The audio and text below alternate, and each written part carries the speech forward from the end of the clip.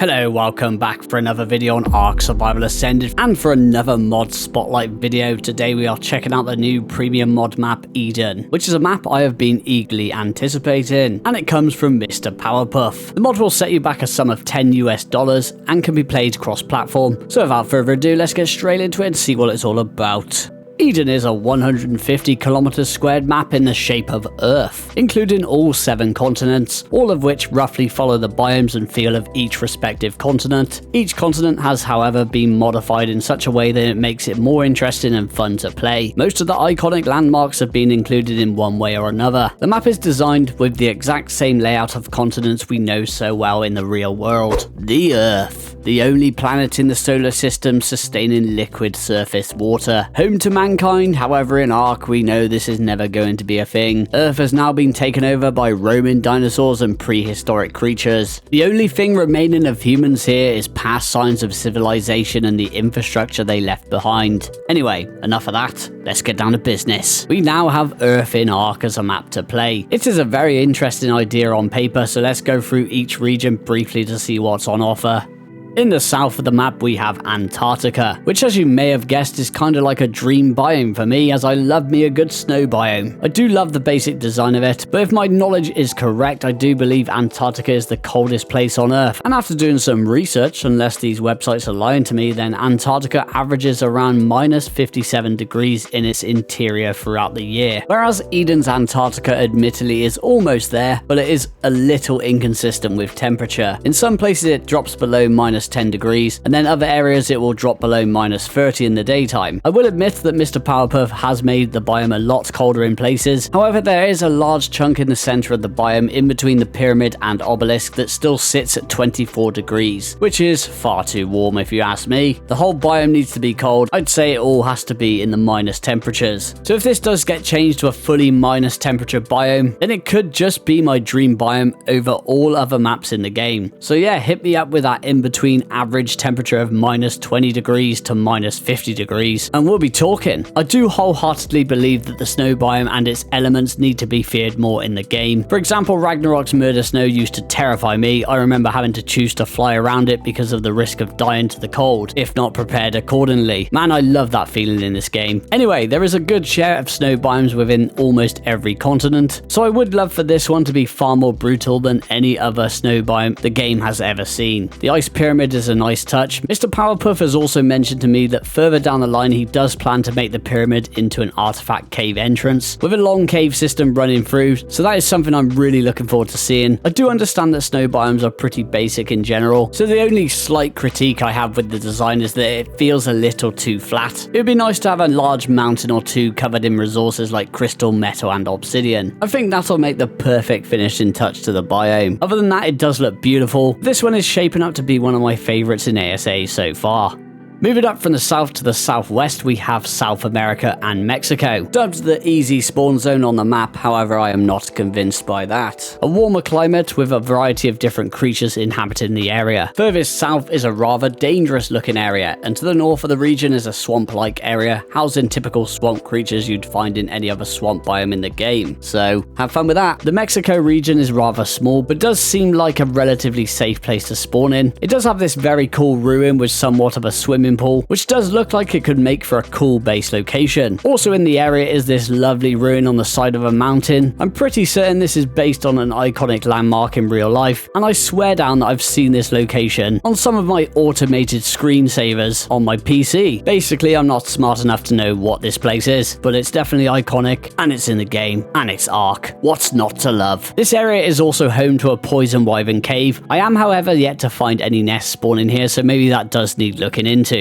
Then we have North America, which is one of the larger regions on the map. It will offer a wide variety of biomes within, sandy beaches scaling the coast, moving inland to dense forests with rivers and waterfalls flowing through, a swamp-like region in the center where man has built a giant wooden bridge running almost through the entire swamp. What a trooper. Moving to the north of North America, you'll find quite a large snow biome. My geography and history isn't the greatest, so I had to research what this area is based off in real life, and it appears this region is Greenland. Strangely, it is a territory owned by the country of Denmark, which kind of fascinated me as I had no idea of this place in real life. It is an island off the coast of North America, and Denmark is located all the way over in Europe. Maybe I sound silly, but I don't even understand any of it myself. So I'll just go back to talking about ARK. You'll definitely have a nice variety of creatures to tame from all climates, if basing up in America. Plus I did notice that the one part of this snow biome drops to below minus 24 degrees. That's what we want to see from more snow biomes in ARK. We're almost getting there in terms of personal favourite biomes.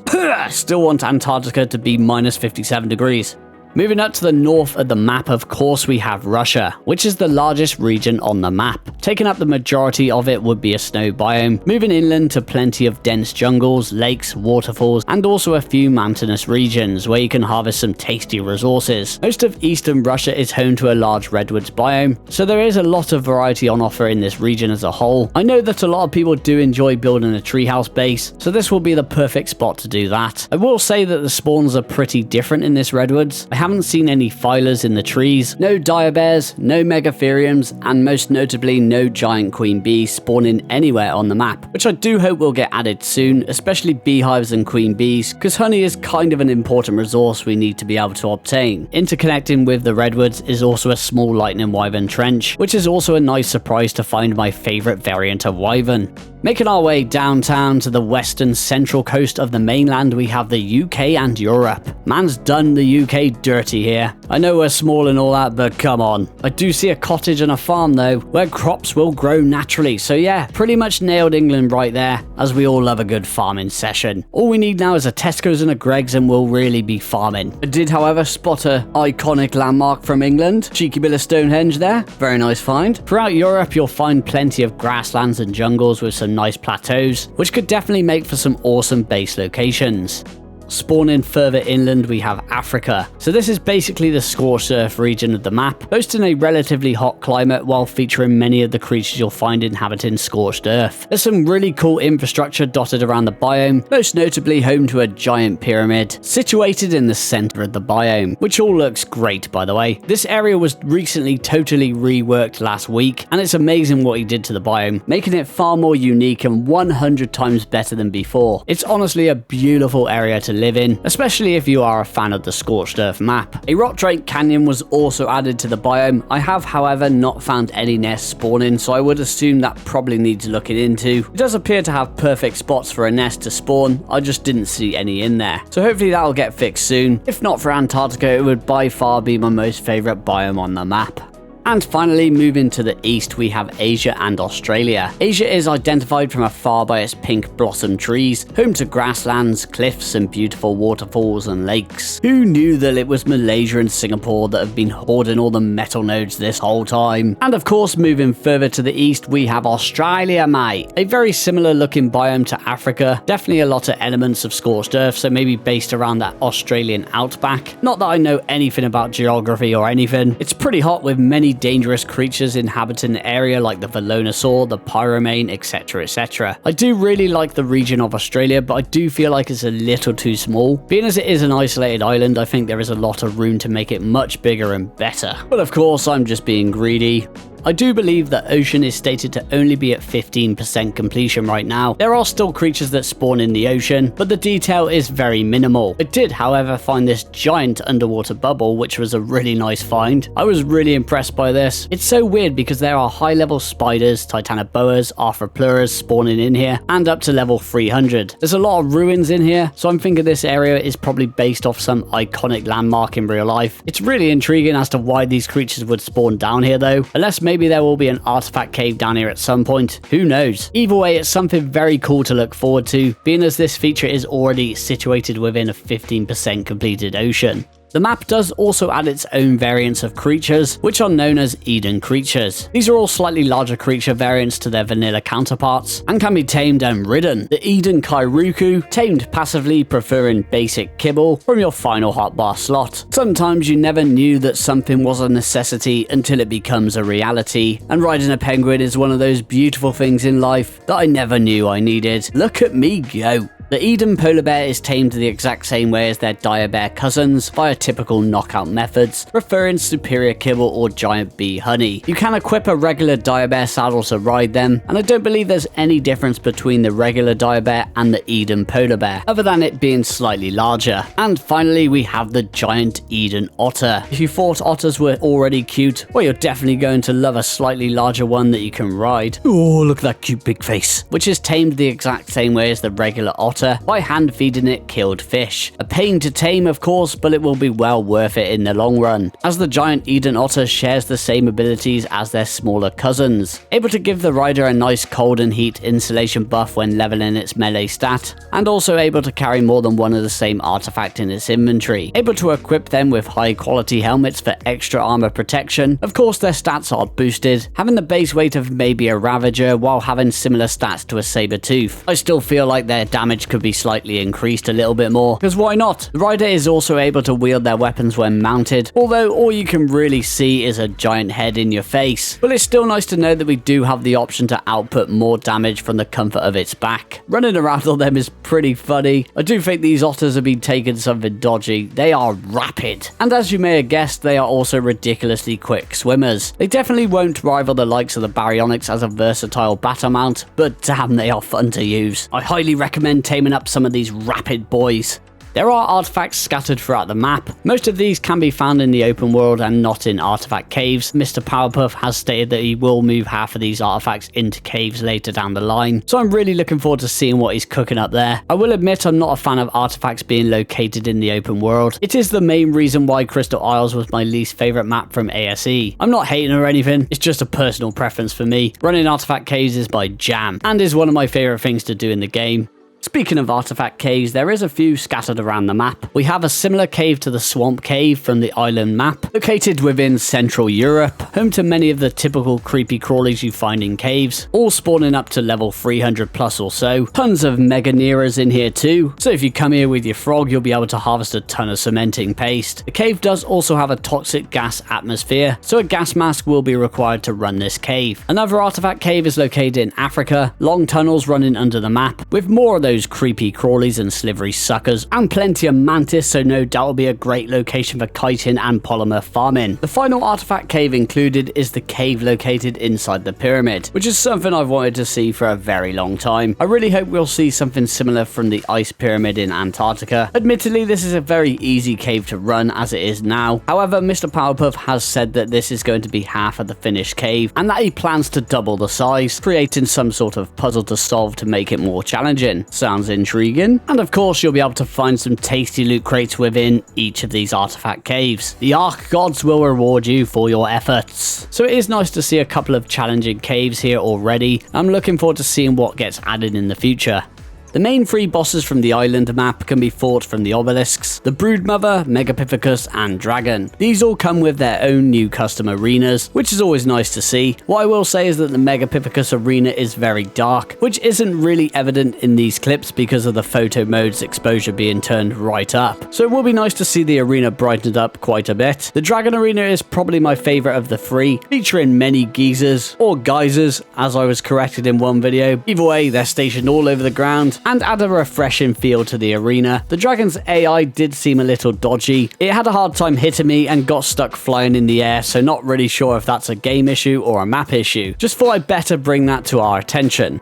Moving on to a few of the bugs, glitches and map issues I have discovered from my time exploring. Wild creature spawns do seem to be one of the main issues with this map. There's either too many of certain creatures spawning, or there's a lack of, and in other cases, some creatures are even non-existent on the map as a whole. For example, when the map was first released, Pherazinas were literally everywhere, but currently my Dino Finder can only find 6 spawning on the map, and this is just one example of many species with spawn issues. What I will say is that Mr. Powerpuff is doing his best to smoothen this all out, so I'm sure the wildlife spawns will be much more well-rounded in the very near future.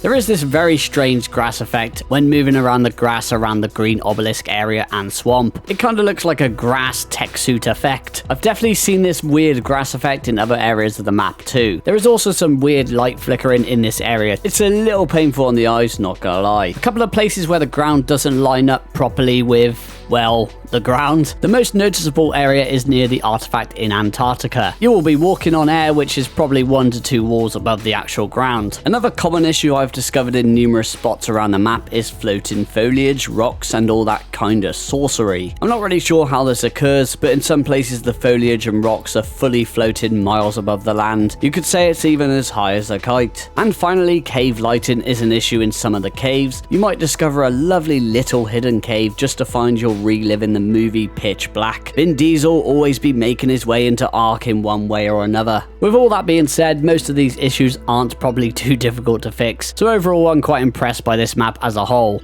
So, do I think this map is worth the price tag? While I absolutely love the map idea, it feels like quite a large map. It's very well designed and gives us everything we expect to see from the staple biomes in ARK, while having its own unique appeal. There's plenty to see and do when it comes to exploring. I myself personally prefer a full experience. I know this game is played in many different ways, and a lot of people don't even care too much for artifacts and caves, but for me, cave running and retrieving artifacts, fighting bosses is a very important part of the game, so it's just a little too early for me to want to begin a playthrough on the map. Then again, if Mr. Powerpuff changes Antarctica to a fully -degrees region with extremely cold temperatures in some parts, then I might contemplate recording a 100 days hardcore playthrough on it. With all that being said, it really depends on what you want from an ARK map, really. I pretty much say the same thing when reviewing any map that is not yet fully complete. However, I'm more than happy to contribute $10 if it helps the modder produce the best map possible. Eden is 100% fully playable in its current state, with the overworld being basically complete. And finally, I do really want to emphasize that this map does have a lot of potential to be one of my favorite maps once it does reach that 100% completion. I would highly recommend joining the Eden Discord server if you want to keep up to date with its development. Link will be in the description of the video and in a pinned comment. Speaking of development, Mr. Powerpuff has given me a lovely insight as to what to expect in the future. 7 mini-bosses across the map will spawn in dedicated ruins, 1 per continent, finish the ocean to a very high standard, with the aim of increasing the amount of people who care about the oceans. Add a giant dungeon artifact cave that will be great for loot. A massive performance update, coming in 3 updates from now. Have a custom world boss, which will most likely be a giant megalodon with a custom model. Have 3 replacement bosses for the current 3 island guardians. Ice wyverns in Antarctica after the release of Ragnarok. Have an aberration biome integrated into the underworld similar to the likes of Valguero on ASE, but with the look of a Minecraft lush cave biome. Have a very detailed deep ocean biome, including up to 5 giant trenches, each similar to the size of Australia. Have a mushroom biome somewhere, potentially integrating it into the underworld. So there is a lot to look forward to. I must say I'm really excited to see what the future holds for Eden, and that is going to be the end of the video for today. I hope you all enjoyed it. If it was helpful in any way, shape or form, please don't forget to like, comment, share and subscribe for more, and I'll catch you all on the next one. Take care, goodbye.